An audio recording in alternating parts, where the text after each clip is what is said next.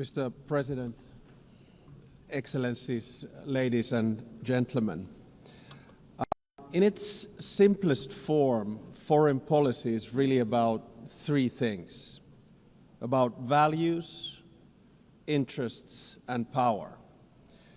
I come from a relatively small country, Finland, and our toolkit is mainly about two of those three things. It's about values and interests. Power, hard or soft, is usually the luxury of bigger players. The power of smaller country arises from its capacity to cooperate with others. Smart diplomacy gives smaller player at least relative influence. The UN is, of course, case in point. Big players have power through their permanent membership in the UN Security Council. But we, the smaller players, can influence the ebb and flow of international relations by being active in the corridors of diplomacy. Now, most of the speeches that we've heard here today have highlighted the fact that the world order, balance, and dynamics are changing, much like they did after World War II when the UN was founded. I actually think that the post-Cold War order is over, but we don't know what the new order is going to look like. It will take at least 5 to 10 years for things to settle. And my message to this assembly today is that regardless of the size, each and every member state of the United Nations has agency, a say in how the new world order will look like. It is important that we all use this power wisely and responsibly. Now, I fully appreciate that our interests differ, depending on our geographical location, history, state of development, or culture. But fundamental values are something we should all share. We have commonly defined some of the most essential of them in the UN Charter. Today, I want to do two things. First, analyze where we are, and second, give my proposals on what we might want to do together. To understand what's currently happening in the world, I'd like to raise three different but yet related developments. First, it seems to me that there's a growing tension between multilateralism, in other words, an order based on the rule of law, and those that speak the language of multipolarity or transactionalism. So difference between multilateralism and multipolarity. Now, I can understand the temptation and the rationale of the proponents of multipolarity and transactionalism. But can they solve the world's biggest challenges, such as climate change or sustainable development?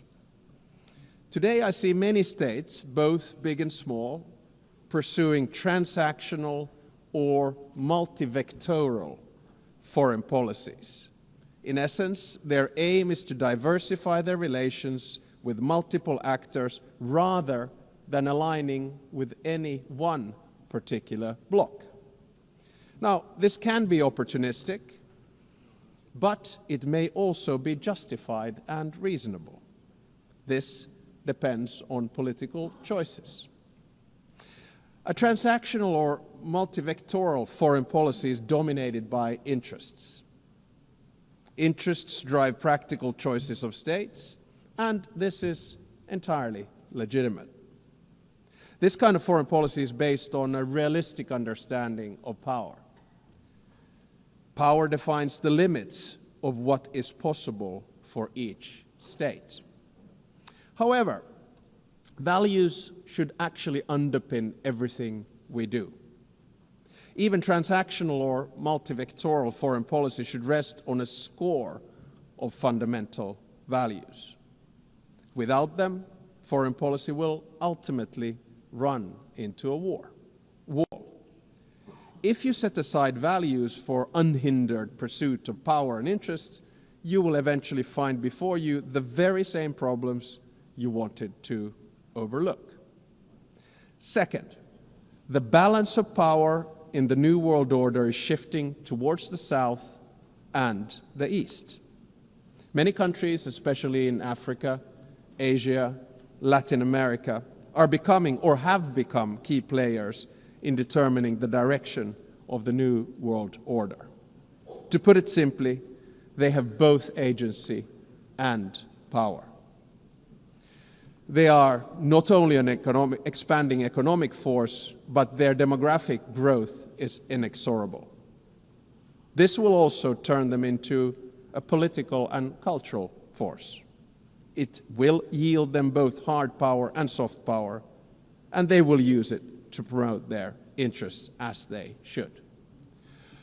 The 193 members of the United Nations do not have to agree on every minute detail of values, but we have to have a common understanding of fundamentals. They include the sovereignty and territorial integrity of states. They include the prohibition of the use of force and the respect for human rights and fundamental freedoms. These values are the building blocks of who we are and what we stand for as the United Nations. The broad international community has overwhelmingly an interest to uphold them. Let me be clear. Russia has no right to continue its aggression on Ukraine. Israel has no right to violate international law in Palestine. States have no right to use Sudanese or Congolese territories to fight proxy wars for their economic or strategic self-interests. I urge us all to heed this message of the international community and act accordingly. War is always a failure of humanity. It is a collective failure of our fundamental values. It is a failure of us as human beings.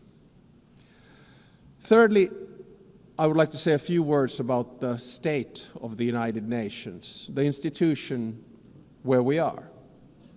The UN was created to maintain and promote peace, stability, development, and friendly relations among nations. In order to achieve this, the balance between the three elements was required. The power at the highest level was represented by the UN Security Council. The interests of the wider membership were reconciled here in the General Assembly, and the values were enshrined in the Charter and consolidated as rules of international law. Now, unfortunately today, the UN is struggling to fulfill its central promise of delivering peace and stability.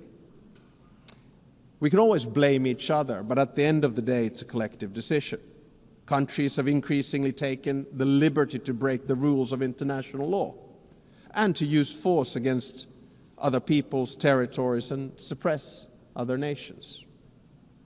The United Nations of today does not sufficiently reflect the realities of the balance of power.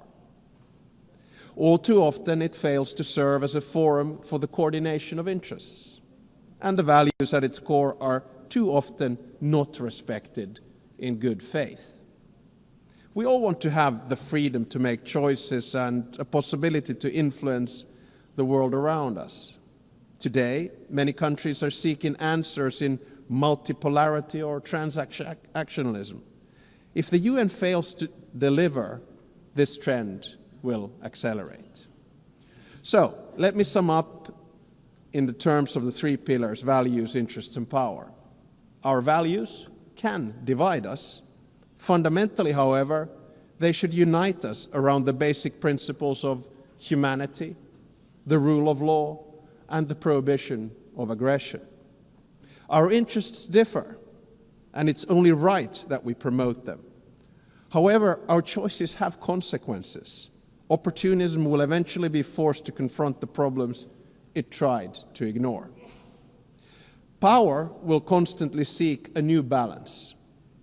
We must adapt to change. Nevertheless, we should not allow the rise of hard power to blind us. The power of legitimacy, integrity, and rules will remain strong. So let me get to my second part, from the situation to possible solutions or things that we could do together. Never before in history has humankind had such means of innovations at its disposal to solve the world's most pressing problems. However, the current direction is wrong in so many ways. There are more wars than at any time since World War II. The world is becoming increasingly divided. And so are our societies, and the measures to deal with climate change and sustainable development are lagging behind. In different parts of the world, we're witnessing immense civilian suffering and blatant disrespect for humanitarian principles. For me as a Finn, Russia's war of aggression in Ukraine not only reminds me of our past, but is directly linked to the security of the part of the world where I live. On the other hand, there is aggression and total disregard for civilian life, and an attempt to undermine the fundamental principles on which the international order is based. On the other hand, there's a bastion of freedom that is defending its right to exist and to make its own choices. The battle for what consequences we will draw from this aggression is not yet over. Recently, there's been serious attempts at diplomatic solutions of the war on the initiative of the United States. There are no perfect solutions to wars. At the same time, we know that any decision made in these matters will have far-reaching consequences in Ukraine and beyond. There can hardly be a stronger unifying interest among the UN's broad membership than our opposition to the wars of conquest. Aggression must not be rewarded. Accountability for the most serious international crimes must be pursued. In the Middle East, civilians in Gaza are experiencing immense suffering. The deepening humanitarian crisis has reached unbearable levels and represents a failure of the international system. At the same time, Hamas continues to hold the hostages it has taken, and many have already lost their lives. An immediate ceasefire is needed in Gaza. That has been reiterated from this podium many times today and yesterday. Humanitarian aid must be granted safe and unhindered access. The hostages must be released. I commend the efforts led by France and Saudi Arabia to advance the two-state solution. The negotiations must meet the Israeli and Palestinian security needs and Palestinian right to self-determination, its legitimate aspiration for statehood and sovereignty.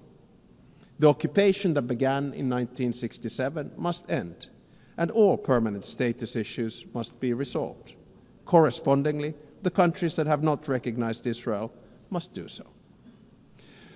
At the same time, the international community must support and strengthen the Palestinian Authority for it to govern the entire Palestinian territory effectively.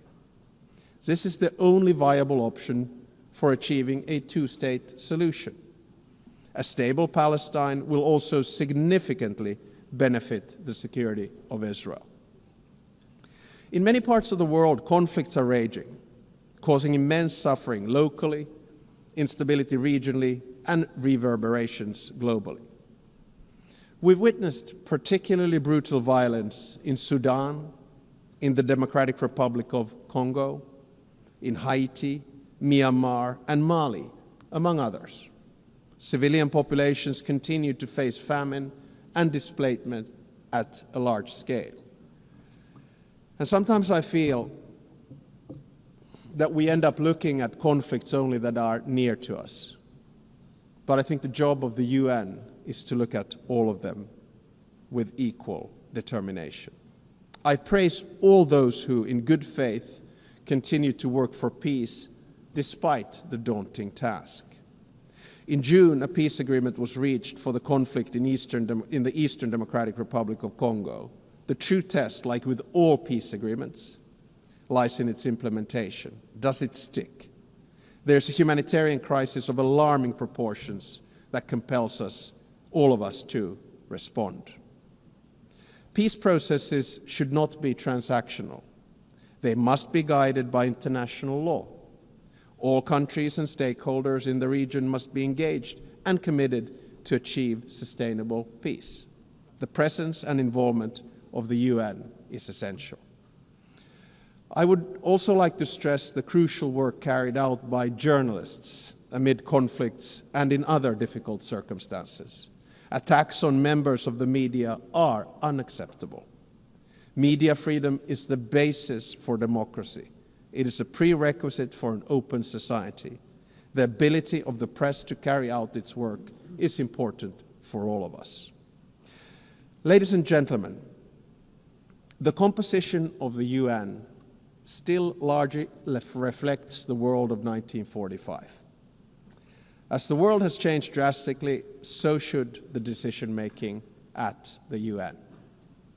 Last year, in this very hall, I argued for a reformed Security Council, a council where currently underrepresented regions would have a stronger voice through permanent seats at the table. The number of permanent members should be increased in the UN Security Council. At least there should be 2 new seats for Asia, 2 for Africa. I think I'm going to say this every year because it's the only place where I get applause. No single state should have a veto power.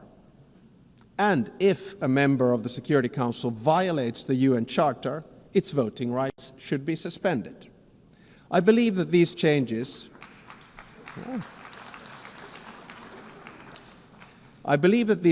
at the top of the UN are necessary in order to maintain the UN's central role in international relations. At the same time, a more comprehensive reform of the UN is needed. I commend the Secretary General for his UN 80 initiative, and I encourage him to take bold and ambitious action. So Finland strongly supports the UN and wants it to succeed. Therefore, we stress the need for true reform to enhance the organization's credibility, relevance, and efficiency. This will ensure that the UN can act. The UN needs to focus its efforts on its most important goals: ending and preventing wars, protecting human rights, and acting as a catalyst for sustainable development. And also, we need to get the UN back into peace mediation.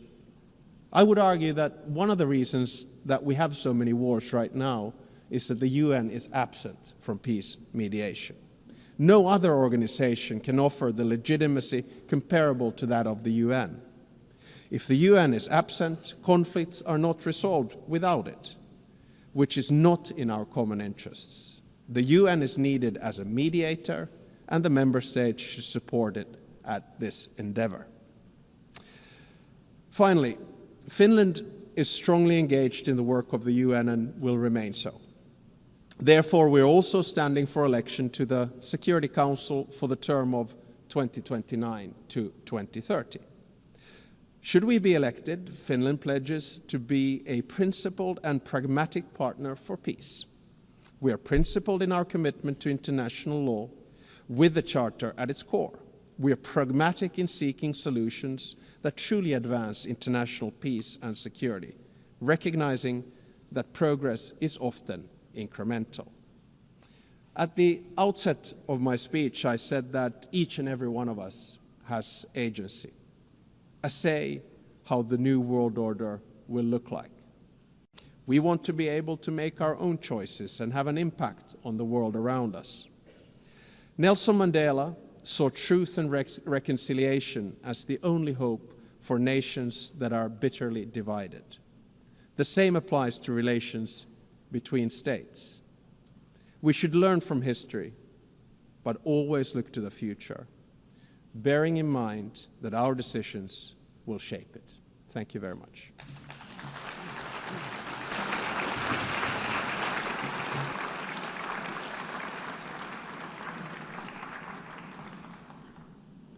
On behalf of the Assembly, I wish to thank the President of the Republic of Finland. The Assembly will hear an address